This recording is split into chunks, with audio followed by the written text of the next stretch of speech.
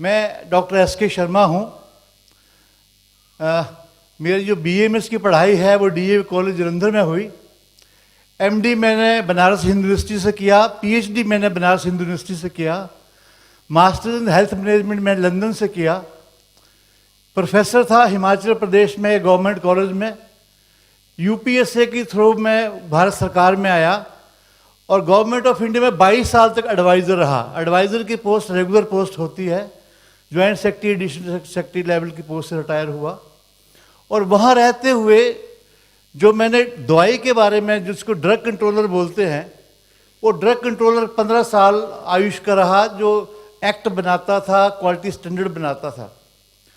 और इसके साथ रहते रहते मैंने एफएसएससीआई, जो आज जिसके बारे में चर्चा हो रही थी, रिटायरमेंट के बाद उन पोजीशंस को भी होल्ड कर रहा हूँ। यहाँ चर्चा ज़्यादा नहीं करना चाहता, but I am still the chairman of scientific panel on nutraceuticals. Honorary post होती है वो, वहाँ हम बंधे हुए नहीं हैं, एक्सपर्ट के रूप में वहाँ पर 6 साल से हम सर्विसेज दे रहे हैं। मेरी वाइफ एमडी हैं, मेरी डॉटर एमडी पीएचडी आयुर्वेद हैं, छोटा भाई उसकी वाइफ बीएमएस, खुद बीएमएस, भाई उस लड़का उसका एमबीबीएस, तीसरा भाई जो फैक्ट्री चलाता है खुद बी फार्मा, उसका बेटा एम फार्मा, उसकी बेटी एमबीबीएस, दूसरी बेटी उसकी पीएचडी, कहाँ से, जहाँ नोबेल प्राइज मिलता है। हम दवाई बना के बेचने वाले लोग नहीं हैं, हम दवाई बनाते हैं, मरीजों में देते हैं। ऐसा हम 40 साल से कर रहे हैं। हमारी फैक्ट्री हिमाचल प्रदेश में, क्योंकि पानी और हवा की बात कर रहे थे, इस बैकग्राउंड के साथ हम मरीज देखते हैं, गवर्नमेंट की जॉब में है। तो एक भाई को हमने कहा कि तुम ये फैक्ट्री चलाओ। तो 1982 में बैजनर फार्मास्यूटिकल चालू हुई और उसके बाद अब वो एक प्राइवेट लिमिटेड कंपनी बनी। उस कंपनी की नई फैक्ट्री, जिस जीएमपी की बात कर रहे थे, यूएस एफडीए की बात कर रहे थे, उसके नॉर्म्स को रख करके, उन नॉर्म्स को हम कंप्लाई करेंगे एक्सपोर्ट ओरिएंटेड, और डब्ल्यूएचओ जीएमपी को कंप्लाई करेंगे। ऐसी फैक्ट्री, एक नई फैक्ट्री हमने बनाई 8 साल पहले, जो जीएमपी कंप्लाइंस है। डीएसआर, डीएसआईआर, ये साइंस एंड टेक्नोलॉजी की जो बॉडी है, उससे वो अप्रूव्ड लेबॉर्ट्री उसकी है। हम भारत में जितनी भी स्टेट गवर्नमेंट्स हैं, ये कंपनी उनको दवाई देती है, सीजीएचएस को दवाई देती है, एनडीएमसी को दवाई देती है, और देश के कन्याकुमारी से लेकर के कश्मीर तक सब गवर्नमेंट इंस्टीट्यूशंस में ये दवाई देती रही है। मैं रिटायर हुआ 6 साल पहले। मैंने कहा यार 40 साल से भाई लोगों के गवर्नमेंट में रहते हुए तो बिजनेस कर नहीं सकता था, कि आप क्या कर रहे हो, जिस सिस्टम से आप चले हुए हैं, 35 साल में आपको कोई पहचान नहीं। तो हमने एक स्टेट ऑफ आर्ट फैक्ट्री बनाई, 40 करोड़ की इन्वेस्टमेंट करके एक WHO GMP compliance facilities create की, जो हर तरह की दवाई, वो एक काढ़े से लेकर के कैप्सूल, टैबलेट, सिरप तक, 1 लाख स्क्वायर फुट एरिया में, जिसमें सारा आरओ सिस्टम पहले पानी के लिए ज़रूरी था, लेकिन अब क्लीन वाटर है, सारी एएचयू रेगुलेटेड है। और हमारा कोलैबोरेशन है नियर बाई सीएसआईआर लेबोरेटरी से, जो CSIR council for scientific industry research Palampur, उसके साथ कोलैबोरेशन है। बनारस हिंदू यूनिवर्सिटी के साथ हमारा एमओयू है। एसआरएम यूनिवर्सिटी चेन्नई के साथ हमारा अंडरस्टैंडिंग है। किया हमने क्या, ये जो प्रोडक्ट आपके पास ला रहे हैं, जिंदगी भर की मेरी जो अंडरस्टैंडिंग थी आयुर्वेद के बारे में, जो साइंस के बारे में, मैंने कहा रिटायरमेंट के बाद हम नौकरी नहीं करेंगे भाई लोग, आपको हम गाइड करेंगे। हमने आयुर्वेद के पुराने ज्ञान को साइंस के साथ कोलैबोरेट किया। कहा जाता है कि आयुर्वेद की दवाई, अभी मुझे दर्द है, अभी बुखार है, दवाई आज खाएंगे, आराम कब होगा। मैंने कहा कोई चिंता मत करिए। हमने आयुर्वेद के कंसेप्ट के साथ मॉडर्न साइंस एंड टेक्नोलॉजी को मिलाया, और जितने भी प्रोडक्ट हम आज प्रस्तुत करने वाले हैं, सब में साइंटिफिक सपोर्ट है।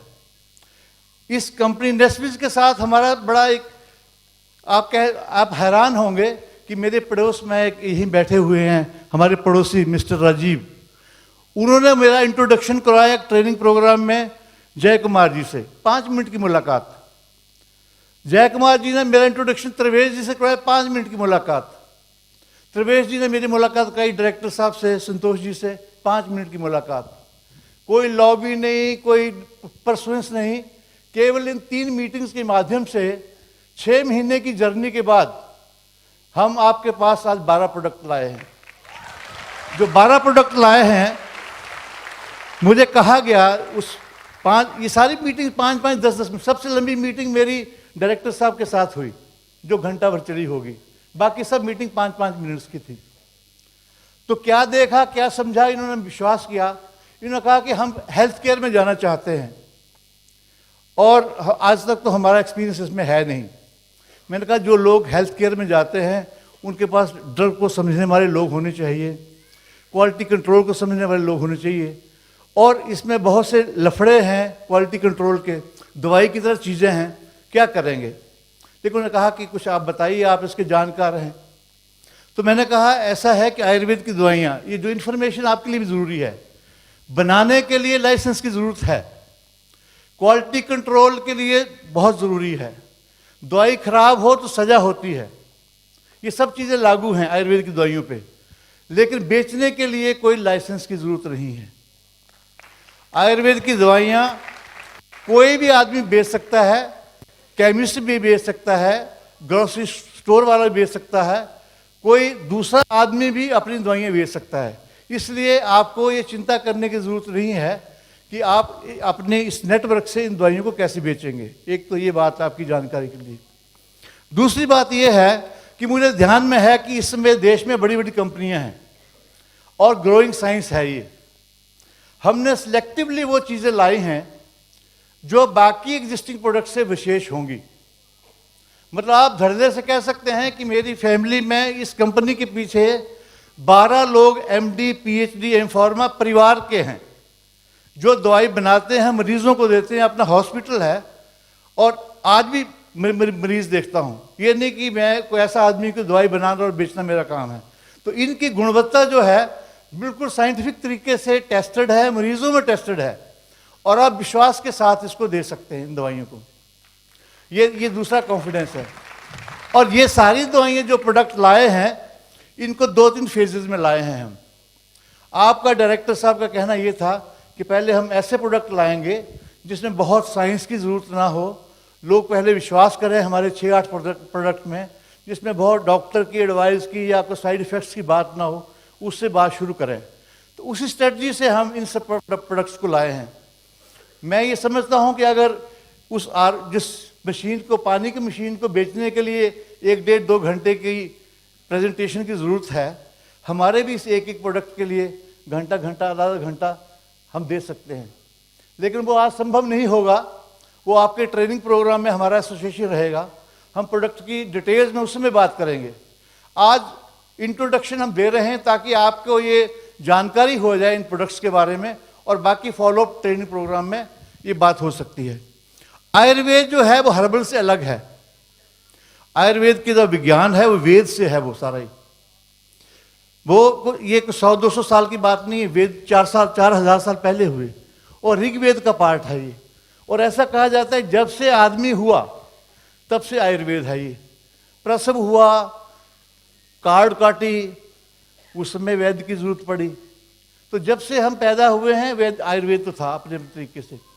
और आयुर्वेद के 2 लक्ष्य हैं।